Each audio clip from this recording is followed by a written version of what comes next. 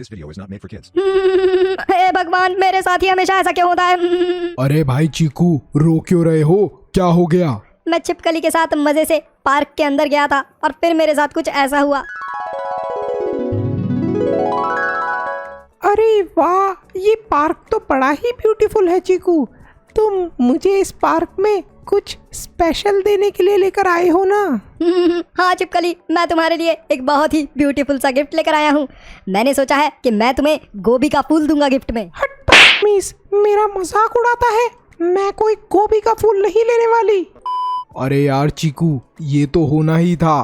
कोई किसी लड़की को गोभी का फूल थोड़ना देता है, गुलाब का फूल देता है बेवकूफ चीकू। अरे यार, मैं लेकर तो गुलाब का फूल ही गया था, लेकिन मेरे मुंह से पता नहीं क्यों गोभी का फूल निकल गया। फिर छिपकली नाराज होकर चली गई, उसने मुझे थप्पड़ भी मारा।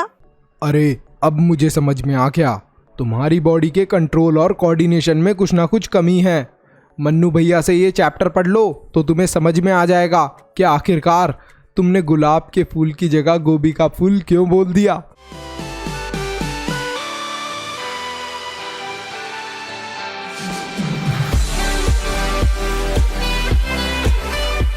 Hello and welcome everyone. हम लोग पढ़ने वाले हैं कंट्रोल एंड कोऑर्डिनेशन चैप्टर। देखो, कंट्रोल एंड कोऑर्डिनेशन बहुत ज़रूरी है। जैसे कि अगर मैंने अपने दिमाग के अंदर सोचा कि मुझे कुछ लिखना है, तो मैंने सोचा कहाँ पर? अपने दिमाग के अंदर। और लिखा किससे? हमारे हाथों से।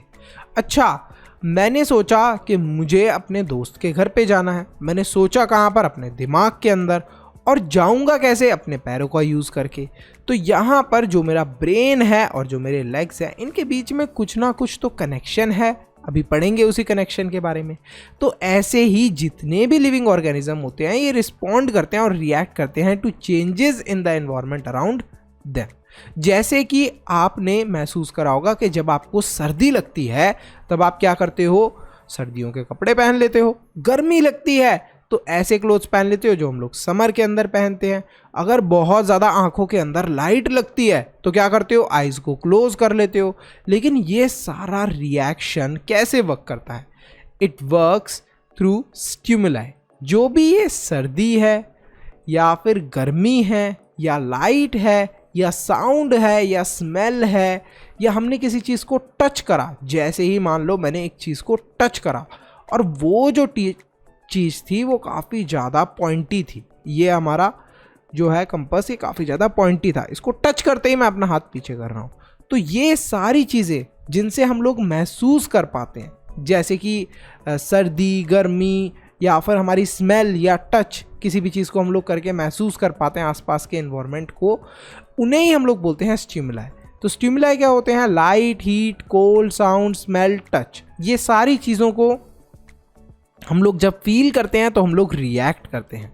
प्लांट्स और एनिमल्स दोनों स्टिमुलाई को रिस्पॉन्ड करते हैं। अब स्टिमुलाई को हमने क्या करा है? कंबाइन कर दिया इन सब वर्ड्स को, और इन सब का मतलब यही है स्टिमुलाई। मतलब आसपास के जो चेंजेस हैं उन्हें हम लोग स्टिमुलाई बोलते हैं। डिफरेंट मैनर के अंदर हम लोग रिस्पॉन्ड करते हैं। सबसे पहले हम लोग एनिमल्स के बारे में पढ़ेंगे, फिर प्लांट्स के बारे में। देखो, system for control and coordination in animals. देखो, एनिमल्स के अंदर सिस्टम क्या है कंट्रोल एंड कोऑर्डिनेशन का? सबसे पहले नर्वस सिस्टम है, फिर दूसरा है एंडोक्राइन सिस्टम। पढ़ते हैं हम लोग नर्वस सिस्टम के बारे में। नर्वस सिस्टम बहुत सिंपल सी बात है, ये जो हमारा दिमाग है, हम यहीं से चीज़ें सोचते हैं और फंक्शन परफॉर्म करते हैं। तो ये जो ब्रेन है ये कैसे वर्क करता है हमें पता चलेगा। तो कंट्रोल और जो कोऑर्डिनेशन है ये प्रोवाइड कराया जाता है by nervous and muscular tissues.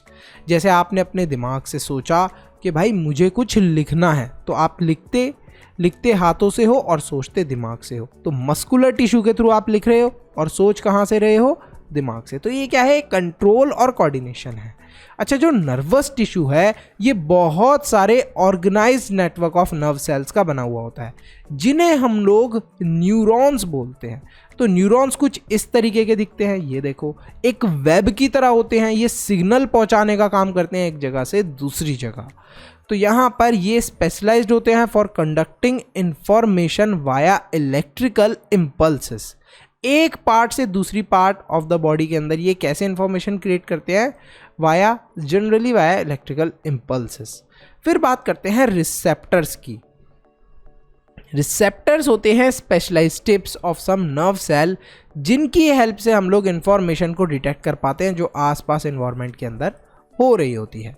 जैसे आप इमेजिन करो एक रोड के ऊपर खड़े हो, अचानक से उस रोड के ऊपर बस आने वाली है, तो आपको उसकी आवाज़ सुनाई दे जाएगी बस की, और आप क्या करोगे, रिएक्ट करोगे। तो यहाँ पर आपने हियरिंग का यूज़ करा है, hearing is a sense organ. अब आपने किसी तीखी चीज़ को टेस्ट करा तो आप उसको खाना बंद कर दोगे। तो हम लोग क्या कर सकते हैं, टंग को यूज़ कर रहे हैं as a sense organ. Touch कर सकते हो आप, अगर कोई चीज़ गर्म है या बहुत ज़्यादा ठंडी है तो उसे टच करके पता लगा सकते हो और फिर अपना हाथ पीछे कर सकते हो। देख सकते हो किसी चीज़ को या फिर स्मेल भी कर सकते हो। अगर किसी चीज़ की बहुत गंदी स्मेल है तो आप उसको नहीं खाओगे। तो ईयर्स, आईज, स्किन, नोज, टंग, ये सब क्या होते हैं, हमारे सेंस ऑर्गन्स होते हैं। इनसे हम चीज़ों को सेंस कर पाते हैं। ठीक है, नेक्स्ट हम लोग बात करते हैं न्यूरॉन की। देखो न्यूरॉन बहुत ज़रूरी है। अभी हमने पढ़ा था कैसे बहुत सारे न्यूरॉन्स कनेक्टेड होते हैं और एक जगह से दूसरी जगह इंफॉर्मेशन ले जाने का काम करते हैं। ठीक है, अब ये जो न्यूरॉन्स है इनको इमेजिन करो जस्ट एज अ पोस्टमैन। आपने पोस्टमैन को देखा होगा, एक जगह से दूसरी जगह लेटर ले जाने का काम करते हैं। ऐसे ही जो हमारे न्यूरॉन्स हैं वो भी काम करते हैं, एक जगह से मैसेज दूसरी जगह ले जाने का काम करते हैं। तो देखो न्यूरॉन का हम लोग स्ट्रक्चर देखते हैं। सबसे पहले जो न्यूरॉन है इसके पास ये जो हेयर लाइक चीज़ें दिख रही हैं ये क्या होते हैं, डेंड्राइट। फिर सेंटर में होता है न्यूक्लियस, फिर एक्सॉन कनेक्टेड होता है और लास्ट में होती है नर्व एंडिंग। सबसे पहले देखते हैं कि मैसेज आता कहाँ पर है। मैसेज आता है डेंड्राइट्स के पास, फिर ये मैसेज ट्रैवल करता है through axon to the nerve ending. जैसे ये एक बहुत पॉइंटी चीज़ थी, जैसे ही मैं इसको टच करूंगा तो जो यहाँ पर न्यूरॉन प्रेजेंट होगा स्पेसिफिकली इस जगह पर, वो इन्फॉर्मेशन उस तक कहाँ से पहुँचेगी कि कोई पॉइंटी चीज़ को मैंने टच करा है, थ्रू डेंड्राइट। और फिर डेंड्राइट के बाद कहाँ से जाएगी वो information, through axon to nerve ending. और फिर यहाँ से बहुत सारे और मेरे न्यूरॉन्स कनेक्टेड होंगे जो ब्रेन तक ये मैसेज ले जाएंगे। देखो बहुत सारे कनेक्टेड रहते हैं एक साथ। ओके, तो देखते हैं हम लोग फंक्शनिंग ऑफ न्यूरॉन। आखिरकार एक न्यूरॉन वर्क कैसे करता है। The information from receptor is acquired at the end of the dendrite tip of a nerve cell as a chemical reaction that creates an electrical impulse. देखो क्या होता है, कोई भी इंफॉर्मेशन है, जैसे मैंने इस पॉइंटी चीज़ को छुआ, अब ये इंफॉर्मेशन कहाँ पर आती है, हमारे डेंड्राइट के पास आती है। डेंड्राइट के बाद एक इलेक्ट्रिकल इम्पल्स क्रिएट होती है न्यूरॉन के अंदर, एक छोटा सा बिजली का झटका क्रिएट होता है जो कि इस इंफॉर्मेशन को पास करता है टू नर्व एंडिंग्स। यहाँ नर्व एंडिंग्स पे जब ये इंफॉर्मेशन पहुँच जाती है तो एक केमिकल रिएक्शन होता है, और केमिकल रिएक्शन होने के बाद जो दूसरा हमारा न्यूरॉन होता है उसके जो डेंड्राइट्स होते हैं उस तक इंफॉर्मेशन ये पहुँचती है। फिर दोबारा सेम चीज़ होती है, जो दूसरा न्यूरॉन है उस तक ये इन्फॉर्मेशन पहुंची, फिर दोबारा रिएक्शन होगा डेंड्राइट से, फिर दोबारा एक इलेक्ट्रिकल इम्पल्स क्रिएट होगी और नर्व एंडिंग में फिर दोबारा जाएगा, एक केमिकल रिएक्शन होगा, फिर दोबारा से जो दूसरा हमारा न्यूरॉन होगा उसके अंदर सेम ये फंक्शन परफॉर्म होगा और फाइनली मैसेज हमारे ब्रेन तक पहुंचेगा। तो यही चीज़ बताई गई है हमें और यहाँ पर हमने यही सारी चीज़ें समझनी थी। आई होप अब आपको क्लियर होगा कि कैसे वर्क करता है एक न्यूरॉन। डेंड्राइट तक इन्फॉर्मेशन आती है, एक्सॉन से मूव करके नर्व एंडिंग से इन्फॉर्मेशन दूसरे न्यूरॉन्स को पास ऑन हो जाती है, मूव हो जाती है ये इन्फॉर्मेशन। अब बात करते हैं हम लोग रिफ्लेक्स एक्शन की। अब देखो यहाँ पर जब मैंने इस पॉइंटी चीज़ को टच करा तो सोचो क्या हुआ कि यहाँ से मैसेज गया मेरे ब्रेन के पास। अब ब्रेन ने सोचा कि ये पॉइंटी चीज़ को मैं टच कर रहा हूँ, ये तो मेरे को चोट लग जाएगी। फिर दोबारा ब्रेन क्या देगा, सिग्नल देगा और मेरा हाथ फिर मैं वापस करूँगा। अब इतनी देर में तो मुझे बहुत ज़्यादा डैमेज हो सकता है अगर मान लो मैंने बहुत ज़्यादा अपनी फिंगर को इस पर प्रेस कर दिया तो बेटर हो अगर एक ऐसा सिस्टम बन जाए जो डिटेक्ट कर ले कि ये जो पॉइंटी चीज़ है, जैसे कि ये नुकसान पहुंचाने वाली पॉइंटी चीज़ है, जैसे ही मैं इसको टच करूं मेरा हाथ अपने आप पीछे हो जाए, ऑटोमेटिकली पीछे हो जाए। तो ऐसी क्या चीज़ हो सकती है? तो ये होते हैं हमारी रिफ्लेक्स आर्क और रिफ्लेक्स एक्शंस, जिनकी वजह से हम लोग अपने हाथ को ऑटोमेटिकली पीछे कर लेते हैं। अच्छा, कभी भी आप गर्म पानी को या गर्म दूध को छुओगे ऑटोमेटिकली आप ये एक्सपेरिमेंट घर पे करके देखना, किसी हॉट चीज़ को या बहुत कोल्ड चीज़ को आप टच करने वाले होगे, उससे पहले ही आपका हाथ अचानक से पीछे हो जाएगा। अच्छा, आपने तो सोचा भी नहीं था कि मुझे हाथ पीछे करना है, तो ये इन्फॉर्मेशन कैसे आई आपके हाथ के पास कि उसे पीछे होना है, जबकि होना तो ऐसे चाहिए था कि आपने मान लो किसी खतरनाक चीज़ को टच करा, फिर यहाँ से जो न्यूरॉन है ये इन्फॉर्मेशन को कहाँ तक लेके जाएंगे, ब्रेन तक। ब्रेन में फिर आप सोचोगे कि अच्छा ये पॉइंटी चीज़ है, मैं हाथ को पीछे कर लेता हूँ। लेकिन ये क्या हो रहा है, बहुत ज़्यादा टाइम वेस्ट हो रहा है और हमें डैमेज हो सकता है। सेम यहाँ पर आप देख सकते हो बुक के अंदर जो डायग्राम दिया है कि एक हॉट चीज़ है, इस हॉट चीज़ को इस पर्सन ने टच करने की कोशिश करी है, लेकिन यहाँ पर इसने हाथ अपना तुरंत पीछे कर लिया। बट हाथ तुरंत पीछे कैसे करा, ड्यू टू रिफ्लेक्स आर्क। ये जो रिफ्लेक्स आर्क होती है ना, इसके पास ये इन्फॉर्मेशन होती है कि कोई भी छोटी मोटी खतरनाक चीज़ है, जैसे कि कोई बहुत ज़्यादा हॉट चीज़ है तो हाथ पीछे कर लो, कोई बहुत ज़्यादा ठंडी चीज़ है तो हाथ पीछे कर लो, कोई बहुत ज़्यादा पॉइंटी चीज़ है तो हाथ पीछे कर लो। अब बहुत सारे लोग रिलेट कर पाएंगे कि आप गलती से भी अगर कॉकरोच को देख लेते हो तो क्या होता है, आप जंप करते हो, कूद जाते हो, ठीक है। अब जंप करने के लिए आपको सोचना नहीं पड़ता, अचानक से ही जंप करते हो। तो वो क्या है, हमारी जो रिफ्लेक्स आर्क है उसने सिग्नल दिया, भाई डर वाली चीज़ है, जंप करो, भागो यहाँ से। तो यही चीज़ होती है, जो रिफ्लेक्स एक्शन होते हैं हम ये एक्शंस तुरंत कर देते हैं, एक सडन रिस्पॉन्स होता है हमारे इन्वायरमेंट के आसपास के स्टिमुलस से।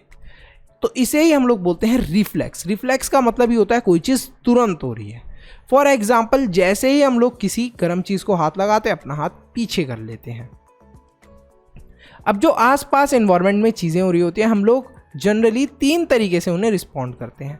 सबसे पहले वॉलेंट्री एक्शन, वो वाले एक्शन जो कि हम अपने ब्रेन से कंट्रोल कर सकते हैं, जैसे कि टॉकिंग या राइटिंग। आप कोई चीज़ बोलते हो या कोई भी चीज़ लिखते हो, वो सारी चीज़ें क्या है, वॉलेंट्री एक्शन के अंदर आती हैं और आप इनको कंट्रोल कर सकते हो। फिर आती हैं इनवॉलेंट्री एक्शन के अंदर वाली चीज़ें, वो वाली चीज़ें जो कि मिड ब्रेन और हिंड ब्रेन कंट्रोल करते हैं। अब इनवॉलेंट्री एक्शन का मतलब क्या होता है, हार्ट बीट। आपका हार्ट कितनी बार धड़केगा, धक धक धक धक करेगा, ये आप डिसाइड नहीं कर सकते। ये सारी चीज़ें डिसाइड हो रही होती हैं automatically by your brain, by mid brain and hind brain. Vomiting, आपको कभी भी वॉमिट आती है तो आप ये सोचते थोड़ा ना कि यार मेरे को वॉमिट आ जाए, अपने आप ऑटोमेटिकली होती है। रेस्पिरेशन, कभी आपको सांस लेने के लिए सोचना पड़ता है, अच्छा ध्यान दोगे तो नॉर्मल बात है, लेकिन आपको सोचना नहीं पड़ रहा, ऑटोमेटिकली ये चीज़ होती रहती है। तो ये भी क्या है, इनवॉलेंट्री एक्शन, मतलब ये वो वाले एक्शंस है जो कि हम कंट्रोल नहीं करते, और वॉलेंट्री एक्शन वो वाले एक्शंस होते हैं जिन्हें हम कंट्रोल करते हैं। और ज़्यादातर ये एक्शंस कौन परफॉर्म करता है, फोर ब्रेन, मतलब जो हमारे ब्रेन का आगे वाला पार्ट है उसे हम लोग बोलते हैं फोर ब्रेन। अब रिफ्लेक्स एक्शंस कौन से एक्शन होते हैं, रिफ्लेक्स एक्शंस वो वाले एक्शंस होते हैं जो कि हमारी स्पाइनल कॉर्ड कंट्रोल करती है। मतलब क्या, देखो जितने भी हमारी नर्व्स हैं, मतलब जो हमारे ब्रेन तक सिग्नल लेके जाती हैं नर्व्स, वो कहाँ पर प्रेजेंट होती हैं, इन स्पाइनल कॉर्ड। स्पाइनल कॉर्ड को हम लोग रीढ़ की हड्डी भी बोलते हैं हिंदी के अंदर। अब ये जो स्पाइनल कॉर्ड है ना, यहीं पर ये रिफ्लेक्स आर्क बन जाती हैं।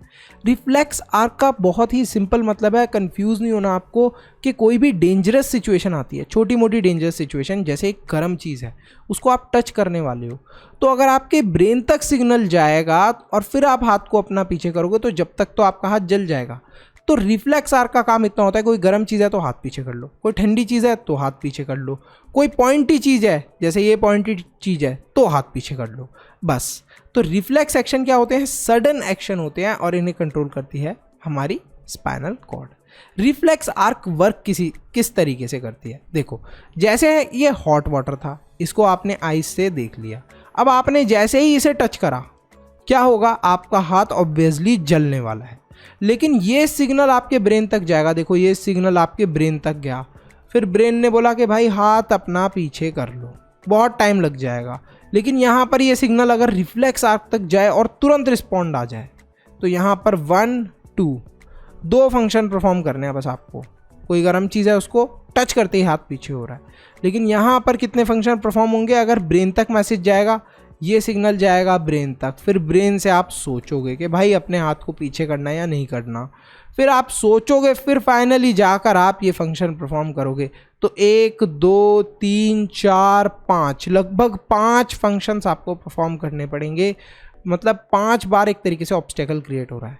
तो यहाँ पर आपको समझ में आया होगा importance of reflex arc.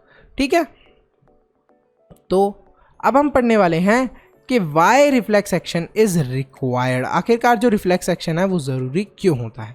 Situations जैसे कि touching a hot object, pinching, हम लोगों को एक्ट करना पड़ता है इन सिचुएशंस में क्विकली। जैसे हम कोई गर्म चीज़ को हाथ लगा रहे हैं तो क्विकली एक्ट करना है, कोई हमें पिंच कर रहा है तो हम तुरंत एक्ट करते हैं। तो इस तरीके से हमारी बॉडी क्यों एक्ट करती है, जिससे कि हमारी बॉडी को हार्म ना पहुँचे। हार्म जैसे कि अगर आपने किसी हॉट चीज़ को टच करके रखा तो हमारी बॉडी को हार्म हो जाएगा। बट हमारी बॉडी के अंदर रिफ्लेक्स एक्शन होती है, रिफ्लेक्स आर्क होती हैं, जिनके पास सिंपल सी इन्फॉर्मेशन होती है कि भाई कोई ज़्यादा गर्म चीज़ है तो हाथ पीछे कर लो, ज़्यादा ठंडी चीज़ है तो हाथ पीछे कर लो। ठीक है, क्लियर होगा आई होप अब आपको ये हमारा रिफ्लेक्स आर्क और रिफ्लेक्स एक्शन कंप्लीटली। अरे एक बहुत ही इंपॉर्टेंट चीज़ तो तुम करना ही भूल गए, फटाफट वीडियो को लाइक कर दो और चैनल को सब्सक्राइब कर दो। सब्सक्राइब के साथ में ज्वाइन का बटन होगा, उस पर क्लिक करके आप मेंबर भी बन सकते हो। अब मेंबर बनने के क्या बेनिफिट हैं और मेंबरशिप क्या चीज़ है। मेंबरशिप पेड है और मेंबर बनने के आपको बहुत सारे बेनिफिट्स मिलने वाले हैं जो आपकी पढ़ाई में बहुत हेल्प करेंगे। एक तो आपके डाउट्स फटाफट क्लियर कर दिए जाएंगे अगर आप मेंबर बनते हो। एक्सक्लूसिव लिंक मिलने वाला है आपको नोट्स का, जिन नोट्स से हम लोग पढ़ा रहे हैं वीडियोस के अंदर वो आपको मिलने वाले हैं। सैम्पल पेपर्स मिलने वाले हैं। अब ये जो सैम्पल पेपर्स हैं ये बहुत इंपॉर्टेंट है, आपकी पूरी एग्ज़ाम के लिए प्रैक्टिस हो जाएगी अगर आपने इन सैम्पल पेपर्स को सॉल्व कर लिया। और इन सैम्पल पेपर्स की हेल्प से ही आप 95+ स्कोर कर सकते हो। और भी बहुत सारे बेनिफिट हैं, लेकिन अब हम आगे अपने वीडियो को कंटिन्यू करते हैं कंप्लीटली। अब बात करते हैं ह्यूमन नर्वस सिस्टम की। ह्यूमन नर्वस सिस्टम के अंदर 2 पार्ट होते हैं, एक होता है CNS और दूसरा होता है PNS। CNS के अंदर क्या आता है, सेंट्रल नर्वस सिस्टम के अंदर क्या आता है, आप बेसिकली मान लो हमारा जो दिमाग है वो आ जाता है, और स्पाइनल कॉर्ड, क्योंकि इन्हीं के पास सारा ज़्यादातर कंट्रोल होता है। ब्रेन तक सारी जो भी इंफॉर्मेशन है, जो जितनी भी नर्व्स हैं वो स्पाइनल कॉर्ड से आ रखी होती हैं और ब्रेन तक वो पहुंच रही होती है। तो ब्रेन और जो स्पाइनल कॉर्ड है these are part of CNS, central nervous system. बाकी के जितने भी पार्ट्स हैं, जैसे यहाँ तक मेरी कोई नर्व आ रही है या यहाँ पर जो भी मेरी नर्व्स प्रेजेंट हैं, ठीक है, अब ये जितनी भी नर्व्स प्रेजेंट हैं ये सब क्या है, इंफॉर्मेशन वाली जो भी नर्व्स प्रेजेंट है ये सब किसके अंदर आ जाती हैं, PNS, पेरिफेरल नर्वस सिस्टम। ये सब अलग से होती हैं। मतलब मेन वाला पार्ट क्या होता है, ब्रेन और स्पाइनल कॉर्ड डिसीजन बनाता है तो उसको सेंट्रल नर्वस सिस्टम रखा है, और ये वाला जो पार्ट होता है डिसीजन नहीं बनाता, ये वाला पार्ट मतलब हर जगह प्रेजेंट होता है, हमें इन्फॉर्मेशन देने वाला पार्ट होता है, तो इसे हम लोग PNS बोल देते हैं। ह्यूमन ब्रेन की बात करते हैं which is a part of central nervous system. जो ह्यूमन ब्रेन होता है ये 3 पार्ट के अंदर डिवाइडेड होता है, फोर ब्रेन, मिड ब्रेन और हिंड ब्रेन, मतलब आगे का, बीच का दिमाग, फिर पीछे का दिमाग।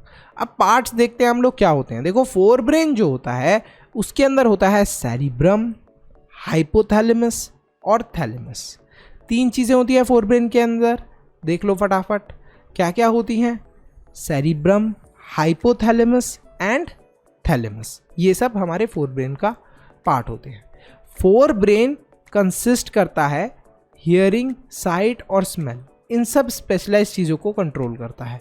दूसरा, वॉलेंट्री मूवमेंट्स जो भी हमारी बॉडी के अंदर होती है, जैसे आपको एक जगह से दूसरी जगह जाना है तो आप अपने लेग्स को कंट्रोल कर सकते हो, ठीक है। अब आपको कब रुकना है, कब चलना है, ये सारी चीज़ें आप कंट्रोल कर सकते हो। तो वॉलेंट्री एक्शन हुआ ये, जिन चीज़ों को हम कंट्रोल कर सकते हैं उन्हें वॉलेंट्री एक्शन बोलते हैं। तो ये सब फोर ब्रेन की हेल्प से ही आप कर पाते हो। फिर बात करते हैं मिड ब्रेन की। जो मिड ब्रेन है वो बीच में लोकेटेड है, between fore brain and hind brain. ये कंट्रोल करता है इनवॉलेंट्री एक्शंस जो भी हमारी बॉडी के अंदर होते हैं उन्हें। फिर बात करते हैं हम लोग हिंड ब्रेन की। हिंड ब्रेन के अंदर क्या आता है, पोन्स, मेड्यूला और सेरिबेलम। देखो सबसे ऊपर फोर ब्रेन में क्या था, सेरिब्रम, और इसमें क्या है, सेरिबेलम। इस चीज़ को याद रखना है। क्या क्या चीज़ें कंट्रोल करता है hind brain, salvation, blood pressure, vomiting. Vomiting के बारे में आप नहीं सोचते, ब्लड प्रेशर के बारे में नहीं सोचते, सेल्वेशन के बारे में नहीं सोचते। ये सारी चीज़ें हमारा कौन कंट्रोल कर रहा होता है, हिंड ब्रेन। सेरिबेलम कंट्रोल करता है important function such as riding a bicycle, picking up a pencil, और इसी से हमारा जो पोस्चर है ये मेंटेन रहता है और बैलेंस जो हमारी बॉडी का बना रहता है। अच्छा, कभी आप अचानक से गिरने वाले होते हो तो आपने देखा है कि आप अपने आप को बैलेंस कर लेते हो और फिर खड़े हो जाते हो, या फिर आप साइकिल चला रहे हो, अचानक से आपकी साइकिल गिरने वाली है लेकिन आप अपने आप को कंट्रोल कर लेते हो, स्ट्रेट कर लेते हो। ये किस चीज़ की हेल्प से कर पाते हो? With the help of hind brain. Hind brain के अंदर भी जो सेरिबेलम वाला पार्ट है उसकी हेल्प से आप ये सारी चीज़ें कर पाते हो, क्योंकि it maintains posture and balance of the body. तो आपको याद रखना है ये क्या है, हमारा हिंड ब्रेन क्या कौन से फंक्शन परफॉर्म करता है? इनवॉलेंट्री, और मिड ब्रेन भी इनवॉलेंट्री, और फोर ब्रेन वॉलेंट्री, मतलब इसके अंदर हम ज़्यादातर चीज़ें कंट्रोल कर सकते हैं। इनके पार्ट्स भी मैंने अब आपको बता दिए। तो ये देख सकते हो आप, डायग्राम बहुत इंपॉर्टेंट है, ये हमारे ह्यूमन ब्रेन का एक एक पार्ट को हमने डिटेल से समझ लिया है। ब्रेन क्या है? ब्रेन को प्रोटेक्शन मिलना बहुत ज़रूरी है, क्योंकि देखो सारी चीज़ें यहीं से कंट्रोल हो रही हैं। तो ब्रेन के ऊपर एक केज टाइप होता है, देखा केस आप समझ सकते हो, केज समझ सकते हो, या फिर उसे जिसको हम लोग खोपड़ी भी बोलते हैं। तो ये जो होता है ना, इसे बोलते हैं हम लोग क्रेनियम। क्रेनियम एक कवरिंग होती है हमारे ब्रेन के ऊपर जो कि हमारे ब्रेन को प्रोटेक्ट करता है। क्रेनियम क्या होता है? इसके अंदर एक फ्लूइड भी फिल होता है क्रेनियम के अंदर, मतलब जो हमारी खोपड़ी होती है और जो हमारा ब्रेन होता है उसके आसपास बहुत सारा फ्लूइड फिल होता है, जिसे हम लोग सेरिब्रोस्पाइनल फ्लूइड बोलते हैं। लेकिन ये क्यों फिल होता है तो अभी देख लेते हैं। देखो, एक चीज़ तो बिल्कुल क्लियर होती है कि हमारा ब्रेन इंपॉर्टेंट है, इसे प्रोटेक्ट रखना बहुत ज़रूरी है, और इसीलिए हमारी खोपड़ी यानी कि क्रेनियम यानी कि हड्डी प्रेजेंट है हमारे ब्रेन को प्रोटेक्ट रखने के लिए। लेकिन एक और इम्पॉर्टेंट चीज़ है जो कि CSF होता है। देखो, आपका फ्रेंड आपके घर के बाहर खड़ा है, एग्जाम्पल के लिए हम लोग आपके फ्रेंड को लेते हैं। अब आपको अपने फ्रेंड के ऊपर पत्थर फेंकना है, ठीक है, आपने उसके ऊपर पत्थर फेंका तो उसको चोट लग जाएगी बेचारे को। अब अपने फ्रेंड को समुंदर के अंदर ले जाओ, आप क्या ले गए? उसको समुंदर के अंदर, सी के अंदर ले गए, बोला भाई अब तू समुंदर के अंदर खड़ा रहा, मैं साइंस का एक्सपेरिमेंट कर रहा हूँ। अब आपने वो समुंदर के अंदर है और फिर उसके ऊपर पत्थर फेंका बेचारे के ऊपर। अब जब आप उसके ऊपर पत्थर फेंकोगे समुंदर के अंदर, तो बताओ चोट कौन से केस में ज़्यादा लगेगी? उस केस में जब वो आपके घर के बाहर खड़ा था, स्टोन एयर के अंदर ट्रैवल कर रहा था, या फिर जब वो समुंदर के अंदर था बिल्कुल, तब आपने उसके ऊपर पत्थर फेंका, तब चोट उसे ज़्यादा लगेगी। आंसर होगा सर, उसको चोट तब ज़्यादा लगेगी जब वो घर के बाहर खड़ा था, ओपन एयर के अंदर हमने स्टोन को थ्रो करा था। जब हम पानी के अंदर थ्रो करेंगे ना स्टोन को, तो स्टोन क्या कर लेगा, जो आसपास का वाटर है वो स्टोन की जो स्पीड है वो कम कर देगा। कभी आप ये एक्सपेरिमेंट खुद भी करके देखना, पानी को ज़ोर से पानी के अंदर पत्थर को फेंकना, आप जितनी ताकत से उस पत्थर को पानी के अंदर फेंक रहे होगे उसकी स्पीड स्लो हो जाएगी। So this is due to, क्योंकि जो सेरिब्रोस्पाइनल फ्लूइड होता है, जो फ्लूइड होते हैं हमारे, जैसे वाटर होता है, वाटर ने क्या करा था, एब्जॉर्ब कर लिया था जो हमारा शॉक था उसे। ऐसे ही जो सेरिब्रोस्पाइनल फ्लूइड होता है हमारे ब्रेन के आसपास, जो एक लिक्विड फील्ड होता है जिसे हम लोग सेरिब्रोस्पाइनल फ्लूइड कहते हैं, CSF, वो मैकेनिकल शॉक्स और इंजरीज को एब्जॉर्ब कर लेता है। स्पाइनल कॉर्ड प्रोटेक्ट होती है बाय वर्टिबल कॉलम। अब आपको पता है स्पाइनल कॉर्ड के अंदर ज़्यादातर नर्व्स होती है, तो ये सारी चीज़ें प्रोटेक्टेड रहना ज़रूरी है। Coordination between nervous and muscular tissue. अब नर्वस और मस्कुलर टिश्यूज़ के बीच में कोऑर्डिनेशन कैसे होता है? जैसे कि अगर आपको कोई वॉलेंट्री एक्शन लेना है तो ब्रेन मैसेज सेंड करता है टू मसल्स, और फाइनली फिर आप वो एक्शन ले पाते हो। जैसे इस बॉल को कैच करना है तो ये सिग्नल आपके ब्रेन से आएगा, थ्रू किसके थ्रू आएगा? थ्रू दीज न्यूरॉन्स, और ये सिग्नल फाइनली कहाँ पर पहुँचेगा? इन न्यूरॉन से आपके मसल्स के पास। ये देखो मसल्स तक इन्फॉर्मेशन पहुँची, फिर आप मसल्स को कंट्रोल कर सकते हो। तो मतलब आपके ब्रेन से ये सारा कंट्रोल वाली चीज़ें चल रही है। The communication between the central nervous system and the other parts of the body is facilitated by the peripheral nervous system. अभी मैंने आपको बताया था ना कि एक तो CNS होता है, मतलब जो सेंट्रल नर्वस सिस्टम हो गया हमारा, उसके अंदर ब्रेन और स्पाइनल कॉर्ड आती है। बाकी जो कनेक्शन प्रोवाइड करने का काम करते हैं ब्रेन को, उन्हें हम लोग PNS बोल देते हैं, पेरिफेरल नर्वस सिस्टम। अब देखो जहाँ पर ये कनेक्शन प्रोवाइड करने का काम कर रहे हैं और फिर ब्रेन तक मैसेज लेके जा रहे हैं, तो इन्हें बोल देते हैं हम लोग पेरिफेरल नर्वस सिस्टम। जो ब्रेन है उससे हम लोग चीज़ें सोचते हैं और फाइनली हम लोग परफॉर्म कर सकते हैं थ्रू दिस एक्शन। अब नर्वस टिश्यू है, उनसे एक्शन कैसे होता है? इंफॉर्मेशन जो भी रिसीव करी जाती है नर्वस टिश्यूज़ के थ्रू, ये पास हो जाती है टू ब्रेन मसल्स। उसके बाद एक्शन होता है। तो यहाँ पर जो न्यूरॉन्स होते हैं दो, उनके बीच का जो एक स्पेस होता है, जंक्शन होता है, उसे हम लोग बोलते हैं स्नैप्स। इंफॉर्मेशन जब पास होती है न्यूरॉन से एक दूसरे न्यूरॉन में थ्रू इलेक्ट्रिकल और केमिकल ट्रांसमिशन, तो उसके अंदर क्या क्या चीज़ें देखने को मिलती हैं। को जो भी एक्शन हमारी बॉडी के अंदर होता है, ये होता है ड्यू टू न्यूरॉन्स के मैसेज देने की वजह से। अब मैसेज दो तरीके से पहुंच सकता है, या तो इलेक्ट्रिकल ट्रांसमिशन के थ्रू या केमिकल ट्रांसमिशन के थ्रू। इलेक्ट्रिकल ट्रांसमिशन के अंदर कोई भी न्यूरोट्रांसमीटर की ज़रूरत नहीं होती, केमिकल ट्रांसमिशन में न्यूरोट्रांसमीटर की ज़रूरत होती है। इलेक्ट्रिकल ट्रांसमिशन काफ़ी ज़्यादा फास्ट होता है, chemical transmission compare to electrical transmission थोड़ा स्लो होता है। इन दोनों ही मेथड का हमारी बॉडी यूज़ करती है, लेकिन जो इलेक्ट्रिक कम्युनिकेशन है, मतलब कि इलेक्ट्रिकल ट्रांसमिशन है, उसकी कुछ बैड चीज़ें भी हैं। देखो, इलेक्ट्रिकल इम्पल्स सिर्फ वहीं तक, उन्हीं सेल्स तक पहुंच सकती है जो कि नर्वस टिश्यू से कनेक्टेड हैं। अगर एक इलेक्ट्रिकल इम्पल्स जनरेट हो गई तो यहाँ पर टाइम लगता है हमारे सेल के मैकेनिज्म को फिर दोबारा से नॉर्मल होने में। जैसे कि एक शॉक लगता है हमारे सेल के मैकेनिज्म को, तो उसको बेचारे को थोड़ा सा ठीक होने में टाइम लगता है। बिजली का झटका देके आपने मैसेज पास करा है, तो सोचो उसको शॉक तो लगेगा ही, तो उसको नॉर्मल कंडीशन में आने में थोड़ा सा टाइम लग जाता है। बट केमिकल कम्युनिकेशन में ऐसा नहीं होता। तो यहाँ पर जो केमिकल कम्युनिकेशन है, ज़्यादातर हमारी बॉडी इसे ही यूज़ करती है, बट यूज़ दोनों ही मेथड होते हैं। अब बात करते हैं कोऑर्डिनेशन इन प्लांट्स।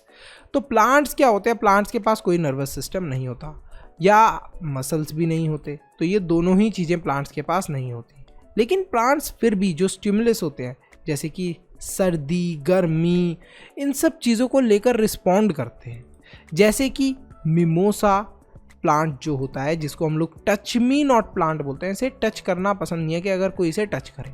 तो पहले ये जो बंदा था, इसने इसे टच करा प्लांट को, जैसे ही तो इसकी जो लीव्स थी, देखो पहले खुली खुली थी, जैसे ही इसने टच कराया तो यहाँ पर आपको क्या लग रहा है, क्या हुआ है कि ये सारी लीव्स जो खुली खुली थी ये क्लोज हो गई, बंद हो गई। तो ये टच मी नॉट प्लांट जो है, ये चाहता है कि कोई भी इसे टच ना करे। ठीक है। दूसरा, एक सीड था जिसे मैंने सो करा, धूप की वजह से वो सीड क्या होने लगा कि सनलाइट मुझे प्रॉपरली मिल पाए और मैं ग्रो हो पाऊँ, धीरे धीरे करके बड़ा होने लगा।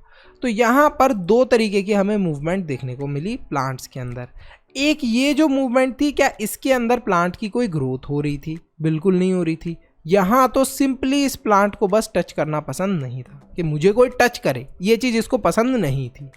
तो यहाँ पर ये चीज़ होती है। नेक्स्ट क्या है, जो हमारे सीड्स हैं, यहाँ पर मूवमेंट क्यों हो रही थी सीड में? Due to growth. सीड को ग्रो करना था, इस वजह से इसके अंदर मूवमेंट हो रही थी।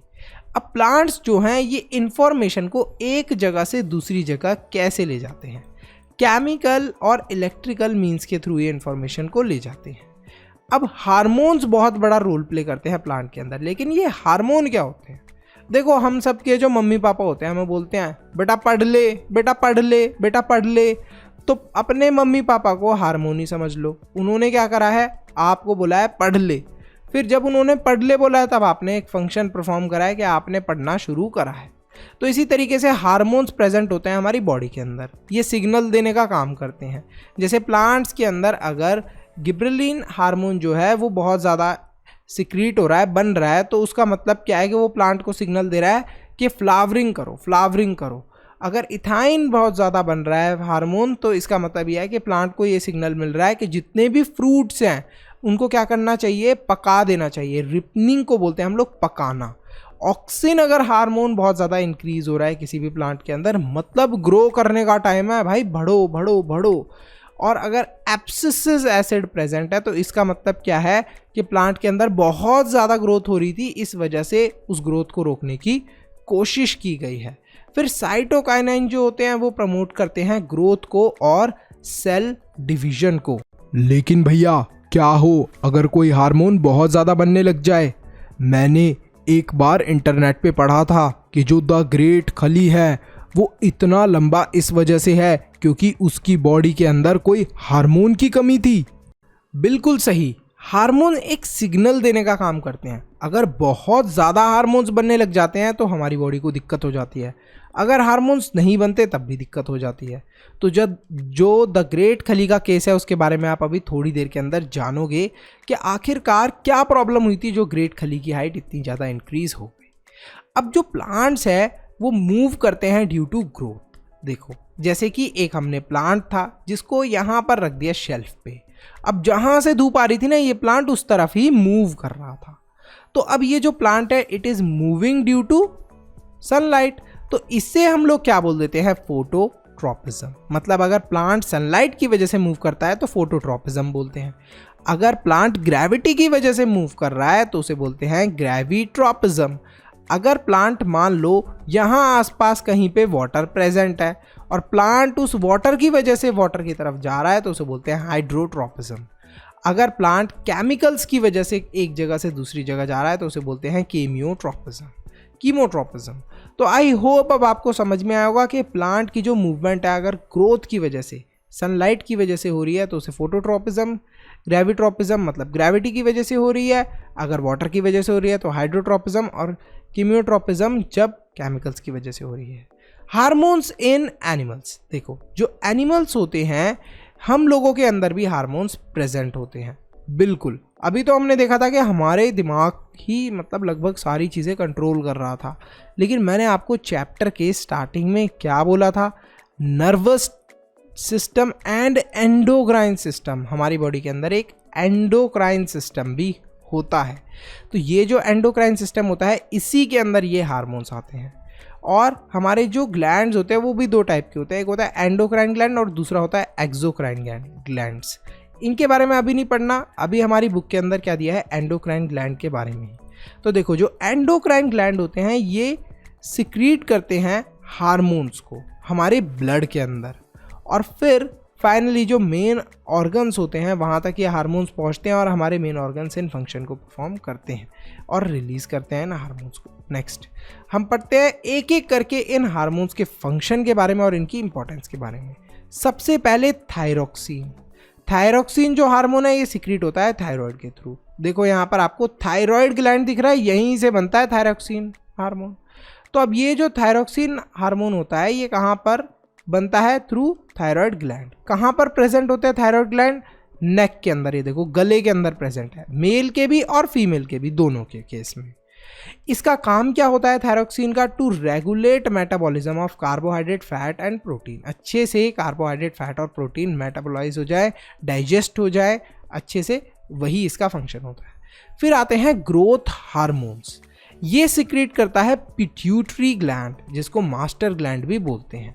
अच्छा, ग्रोथ हार्मोन्स को HGH भी बोलते हैं, ह्यूमन ग्रोथ हार्मोन। ये देखो ये दिख रहा है आपको दिमाग के अंदर एक पिट्यूटरी ग्लैंड की नाम की जगह है, यहीं से ये ग्रोथ हार्मोन बनते हैं। तो अगर किसी की बहुत ज़्यादा हाइट बढ़ गई है, जैसे हमने सुना है ग्रेट खली जो थे उनकी हाइट बहुत ज़्यादा इंक्रीज होती गई, तो अगर बहुत ही ज़्यादा किसी की हाइट इंक्रीज हो रही है तो मतलब कि पिट्यूटरी ग्लैंड के अंदर कोई कमी है। अगर किसी बच्चे की हाइट बढ़ ही नहीं रही है, मान लो पेरेंट्स की हाइट अच्छी खासी है, मम्मी मान लो किसी बच्चे की 5 फीट 10 इंचेस की हैं, फादर 6 फीट के हैं, दोनों लंबे हैं पेरेंट्स, लेकिन बच्चे की हाइट सिर्फ और सिर्फ 4 फीट ही है, बढ़ ही नहीं रही उसके आगे, तो मतलब क्या है कि उसके पिट्यूटरी ग्लैंड के अंदर कमी है।